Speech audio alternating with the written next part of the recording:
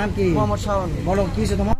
পারুল এই পাতাকান্দি কমিটি উনি আমার বলতেছে উনি আমার বাড়ি বেআইনি ভাবে ভাঙচুর করতেছে। আমি বাধা দিতে আমি ভিডিও করতে উনি বলতেছে যে আমি নেশা করি, মদ গাঁজা খাই, নেশা করি, আমি নেশা বেচা কিনা করি। আমার বয়স আমি একটা সিগারেটও খাইনি। উনি অত্যাচার করতেছে আমাদের বাড়িতে বেআইনি ভাবে। এখন আপনাদের কাছে আমি বিচার চাই, ন্যায্য বিচার চাই। উনি অবৈধভাবে আমার বাড়ি ভাঙচুর করতেছে।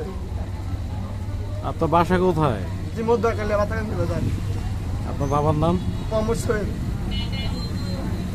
আপনি কি থানায় অভিযোগ করছেন? স্থানীয় নেতাকর্মীদেরকে জানিয়েছেন? জি জানিয়েছি। তারা কি বলেছে? তারা বলছে যে ঠিক আছে আমরা আছি, দেখতেছি আমরা বিষয়টা।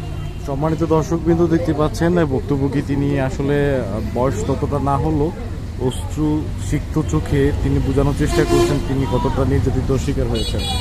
তো তিনি অবশ্যই প্রশাসন এবং কি স্থানীয় নেতাকর্মী সকলের সাথে কথা বলেছেন যাতে করে তিনি ন্যায্য একটি বিচার পান, সুষ্ঠু বিচার যাতে তিনি পান।